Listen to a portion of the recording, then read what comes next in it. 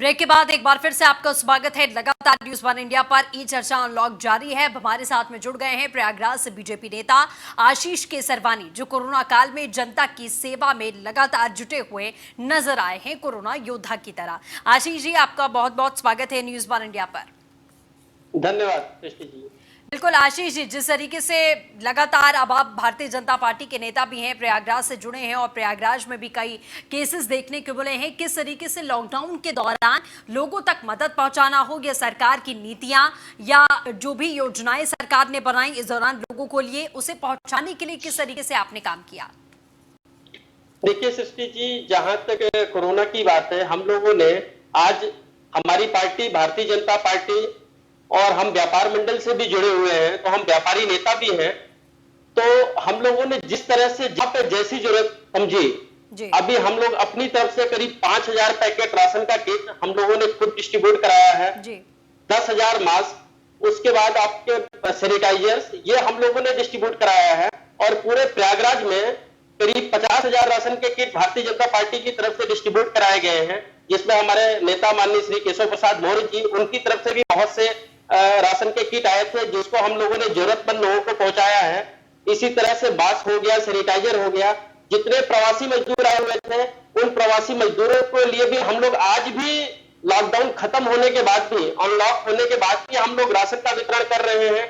उन्हें कैसे स्वस्थ रहना है, कैसे कोरोना के साथ अपनी जिंदगी को आगे बढ़ाना है, कोरोना के साथ रहते हुए उनको सैनिटाइजर का कैसे यूज करना है, या हर समय आपको अपना हाथ धुलना है, अपने बच्चों को भी शिक्षित करना है।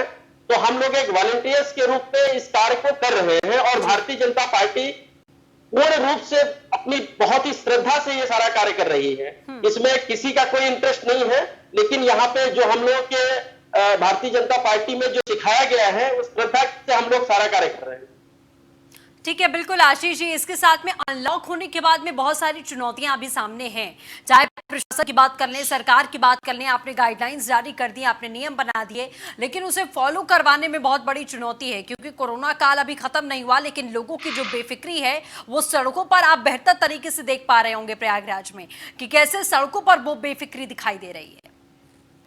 जी सही कह रही हैं आप, अभी सड़कों पे बेफिक्री है, क्योंकि एक्चुअली जैसे कि हर आदमी आज कोरोना से डर रहा है। बहरहाल सरकार बहुत से तैयारियां की हुई है, प्रशासन की तरफ से भी तैयारियां हैं। हर जगह पे मास्क का प्रयोग किया जा रहा है, सैनिटाइजर का प्रयोग किया जा रहा है। जितनी भी दुकानें खुली हुई हैं, उन दुकानों पे मास्क और सैनिटाइजर का प्रयोग किया जा रहा है। लेकिन आज भी लोगों के अंदर भय का माहौल है। भय का माहौल वो धीरे धीरे खत्म होगा। एक दिन में भय का माहौल नहीं खत्म किया जा सकता है। वो धीरे धीरे इसके यूज्ड टू हो रहे हैं कि हम कोरोना के साथ कैसे अपनी जिंदगी को जिए। आज दुकानें खुली हैं, सारा व्यापारी अपनी दुकानें खोल लिया है, लेकिन समस्या ये है कि दुकानें तो खुल गई हैं, लेकिन दुकानों पे कोई कस्टमर नहीं आ रहा है। सरकार की तरफ से पूरी सुविधा दी गई है, सरकार की तरफ से अवेयर किया जा रहा है, व्यापारियों की तरफ से भी अवेयर किया जा रहा है, लेकिन कहीं ना कहीं डर आज जो कस्टमर है उनके मन में भी है कि हमें अगर कोई भी सामान खरीदना है तो हम 1 महीने के बाद जाए। वो उनका डर है, लेकिन धीरे धीरे वो डर निकलेगा और हम लोग फिर पिछली जैसे हम पहले कार्य करते थे, जिस तरह से हमारा व्यापार पहले से था, उस तरह से हम लोग पूरी उम्मीद है कि हम लोग अच्छा सा करेंगे और हमारे साथ पूरी जनता भी हम लोगों का साथ देगी। बिल्कुल जाहिर तौर पर आशीष जी, और अगर सोशल डिस्टेंसिंग की बात कर लें तो बाजारों में सोशल डिस्टेंसिंग बहुत कम दिखाई दे रही है। मतलब कहने के लिए तो ठीक है कि हम फॉलो अप करवा रहे हैं, तमाम चीजें हैं, लेकिन वो मुस्तैदी प्रशासन की भी बहुत कम दिखाई दे रही है सोशल डिस्टेंसिंग मेंटेन कराने में। थोड़ी चुनौती तो है, ये हम मतलब आप भी समझ रहे हैं और हम लोग भी समझ रहे हैं कि जहां पे लोग इसके यूज्ड टू नहीं थे और अचानक उनको ये एक नया नियम आ गया कि नहीं, आपको सोशल डिस्टेंसिंग का पालन करना है, फिजिकल डिस्टेंसिंग का पालन करना है, तो ये थोड़ी चुनौती हम लोगों के लिए भी है और प्रशासन के लिए भी है। लेकिन इसमें क्या है कि हम ही आपको जो है इसमें बढ़ चढ़ के आगे आना पड़ेगा। प्रशासन तो हर समय हर व्यक्ति के पीछे नहीं चल सकता है, लेकिन ये जो प्रशासन हम लोग सोशल डिस्टेंसिंग की बात कर रहे हैं, इसमें हर एक व्यक्ति को समझना पड़ेगा कि हम किस तरह से सोशल डिस्टेंसिंग और फिजिकल डिस्टेंसिंग का पालन करते हुए अपने आप को सेफ रखते हुए आगे हम लोग अपनी जिंदगी जिए। और सोशल डिस्टेंसिंग का जैसा कि आप कह रहे पालन नहीं हो पा रहा है, हम पूरी तरह से आपसे सहमत है, लेकिन इसमें ना तो कहीं प्रशासन का दोष है, ना ही कहीं सरकार का दोष है। प्रशासन पूरी कोशिश कर रही है, सरकार डेली कोई ना कोई नियम आपको बता रहे हैं किस तरह से पालन करना है, अवेयर भी कर रहे हैं। हम लोग बैनर पोस्टर के माध्यम से भी लोगों को अवेयर कर रहे हैं कि सोशल डिस्टेंसिंग का हम लोग पालन करने से हम लोगों को अपनी सुरक्षा के लिए क्या फायदे हैं। तो थोड़ी चुनौती है, लेकिन ये भी आने वाले समय में दूर हो जाएगी, क्योंकि लोग यूज्ड टू हो जाएंगे। तो फिर वो हमें कहने की जरूरत भी नहीं पड़ेगी और किसी को बताने की भी जरूरत नहीं पड़ेगी कि हाँ सोशल डिस्टेंसिंग करनी है, वो खुद अपने आप से सोशल डिस्टेंसिंग करेंगे। बिल्कुल ठीक है आशीष जी, जो सरकार की तरफ से योजनाएं बनाई गई हैं, चाहे वो राशन वितरण को लेकर हो, कामकाज को लेकर हो, या नौकरी पेशे को लेकर हो, या फिर जो प्रवासी मजदूरों के लिए चीजें बनाई गई हैं, क्या वो सही तरीके से प्रयागराज में इंप्लीमेंट हो पा रही हैं? नहीं, अभी जो भी योजनाएं अभी पहले सरकार ने बनाई थी, प्रति मजदूर को 1000 रुपए उन्होंने दिया, फिर दोबारा उन्होंने प्रति मजदूर को दिया, वो सारी योजनाएं बहुत अच्छी तरह से इंप्लीमेंट हुआ। हम तो हर एक मतलब बहुत से व्यक्तियों से मिले और जो कि घोर प्रशंसा कर रहे हैं कि इस लॉकडाउन के समय में हमें जो योजनाएं आई वो उन तक पहुंची। जैसे राशन वितरण की बात करें तो राशन वितरण की जो प्रणाली अपनाई गई, सरकार ने भी अपनी तरफ से बहुत से राशन वितरण करा और वो एंड यूज हुआ है, मतलब जिन लोगों को जरूरत है उनको मिला है। और आगे भी जैसे आज जो सरकार की योजना आई है, जो प्रवासी मजदूर हमारे आए हुए हैं उनके रोजगार की बात कर रहे हैं। प्रवासी मजदूर के रोजगार के लिए अभी उत्तर प्रदेश सरकार ने इंडियन इंडस्ट्रीज एसोसिएशन और ऐसी संस्थाओं के साथ टाई अप किया है कि जितनी भी इंडस्ट्री उत्तर प्रदेश में है उन्होंने एक अपना सॉफ्टवेयर डेवलप किया है, जिसमें उन्होंने पूरे प्रदेश के जितने भी प्रवासी मजदूर आए हुए हैं उनका डेटा तैयार किया हुआ है और डेटा तैयार करके उन्होंने अपने पोर्टल पे डाला हुआ है कि अगर किसी भी इंडस्ट्रीज को, किसी भी व्यापारी को अगर किसी भी मजदूर की जरूरत है तो वहां पे वो सर्च की ये डाले कि उनको किस तरह के मजदूर की जरूरत है। सपोज कीजिए किसी को प्लम्बर की जरूरत है तो वहां पे आपने प्लम्बर अगर वहां पे लिखा तो प्लम्बर के नाम, उनका कॉन्टेक्ट नंबर, उनका एड्रेस आपके पास आ जाएगा। तो ये एक तरह से बहुत बड़ी कार्य है कि हम अपने प्रवासी मजदूरों के लिए एक ऐसा पोर्टल बनाए हैं, वो इंडस्ट्री को भी फायदा है और व्यापारी को भी फायदा है, और साथ साथ जो प्रवासी मजदूर आए हैं उनको भी आसानी से नौकरी लग जाएगी। और हमें पूरी उम्मीद है कि जितने भी प्रवासी मजदूर हमारे आए हुए हैं, उनको सबको रोजगार मिलेगा और हमारी योगी सरकार जो है इस पे बहुत ही बढ़ चढ़ के भाग ले रही है।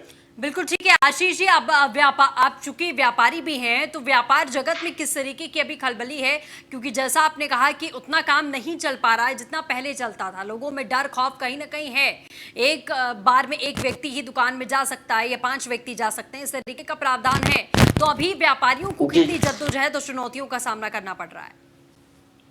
नहीं, व्यापारियों की बहुत ही चुनौतियां हैं, क्योंकि व्यापारी हमेशा चुनौती से लड़ा है। तो व्यापारी के लिए कोई नई चीज नहीं है, क्योंकि सरकार की योजनाएं भी इस तरह से हैं, तो उस पर भी कहीं ना कहीं हम लोगों को पालन करना पड़ता है। बहुत से जैसे जीएसटी आया, जीएसटी में यह हुआ कि नहीं जीएसटी में सारा व्यापार बंद हो जाएगा। जो विरोधी पार्टियां थी उसका बहुत विरोध किया कि नहीं जीएसटी आने के बाद सारा व्यापार बंद हो जाएगा।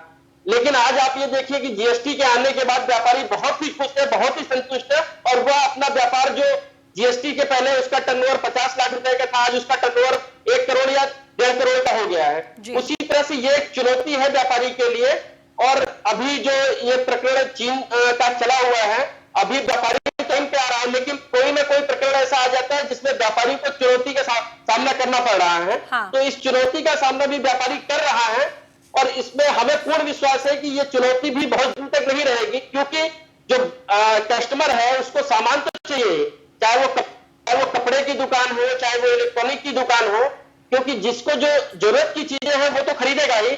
अभी सपोज कीजिए हमारे व्यापारी के पास अगर कोई भी दुकान पे सामान नहीं बिक रहा है तो आने वाले 2 महीने के बाद जो सेल अभी नहीं हुआ है उसका मल्टीप्लाई होकर सेल आएगी।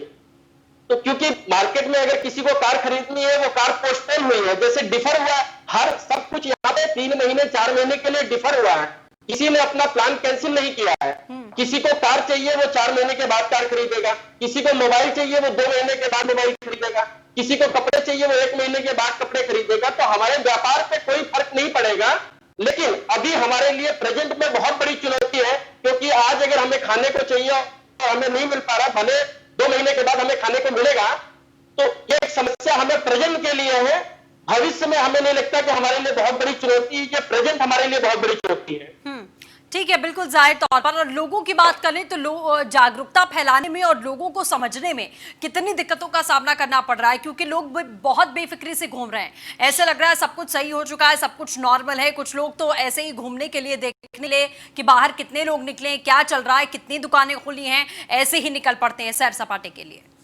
नहीं, आप एकदम सही कह रहे हैं सृष्टि जी। ये चीज तो ह्यूमन नेचर में आ चुका है, क्योंकि इंडिया में कभी ऐसा कुछ रहा ही नहीं कि हम लोग ये सोच के निकले कि नहीं यार हमको दूरी बना के चलना है। यहाँ पे तो हर एक आदमी, अगर एक पॉपुलेशन भी इंडिया की इतनी है, उत्तर प्रदेश की भी पॉपुलेशन 23 करोड़ अगर हम पॉपुलेशन है हमारी जो है, तो यहाँ सोशल डिस्टेंसिंग का पालन नहीं हो पा रहा है। लेकिन अगर लोगों को जैसे बैनर, अभी भी सरकार ने ऐलान हुआ है कि सारे हम लोग जिलों में बैनर के थ्रू होर्डिंग लगवा के ये प्रचार प्रसार करेंगे कि सोशल डिस्टेंसिंग हम लोग करेंगे, तो उसका फायदा क्या है, या हैंड सैनिटाइज किस तरह से हमें करना है, मास्क का उपयोग किस तरह से करना है। तो धीरे धीरे लोग अवेयर हो रहे हैं, और आने वाले समय में, जैसा कि हम आपको पहले भी बता चुके हैं, कि आने वाले समय में लोगों को अवेयर करने की जरूरत नहीं पड़ेगी, वो खुद इस चीज का पालन करेंगे। हम लोगों के लिए चुनौती है, क्योंकि लोगों को जो कोरोना का एक डर था, वो धीरे धीरे डर खत्म हो रहा है। हमारे लिए सबसे अच्छी बात है कि हमारी बिल्कुल सरकार ठीक है बहुत आशीष काम जी, कर रही है। ग्रामीण इलाकों की अगर बात कर लें, वहां पर चीजों को और ज्यादा सही तरीके से पहुंचाने में कितनी चुनौतियों का सामना अभी करना पड़ रहा है? चुनौतियों का सामना यही है कि थोड़ा ग्रामीण में लोगों को समझाना थोड़ा मुश्किल हो रहा है, क्योंकि वहां पे क्या है कि जो मजदूर तबका है, उनके लिए ये मतलब ऐसा लग रहा है कि जैसे कुछ है भी नहीं हमारे लिए, कोरोना हमारा कुछ नहीं कर सकता है। क्योंकि ग्रामीण इलाकों में अगर देखा जाए तो कोरोना का असर बहुत कम है एज कंपेयर टू शहरी इलाकों के अलावा। तो ग्रामीण क्षेत्रों में, क्योंकि वहां पे मजदूर भी है, फैक्ट्रियां भी है, कुछ छोटे छोटे लघु उद्योग है, तो उन लोगों को काम करते समय सोशल डिस्टेंसिंग का पालन नहीं हो पा रहा है, जो कि एक बहुत बड़ी चुनौती है हम लोगों के लिए। कि कोई भी व्यक्ति, अगर सपोज कीजिए कि कोई पाइपलाइन बनी हुई है, कि पहले किसी ने नियम, पहले उस फैक्ट्री में यह है कि 1 मीटर की दूरी पे एक आदमी नहीं खड़ा होता था, और लेकिन आज के समय में सबसे बड़ी चुनौती है कि वो 1 मीटर की दूरी पे अगर खड़ा हो रहा है तो वो कार्य नहीं हो पा रहा है। बिल्कुल ठीक है। चलिए आशीष जी, हमारे साथ जुड़ने के लिए, तमाम बातचीत के लिए आपका बहुत बहुत शुक्रिया। तो लगातार इसी तरीके से ई चर्चा न्यूज़ 1 इंडिया पर जारी रहेगी, आप बने रहे हमारे साथ। रुकेंगे छोटे से ब्रेक के लिए।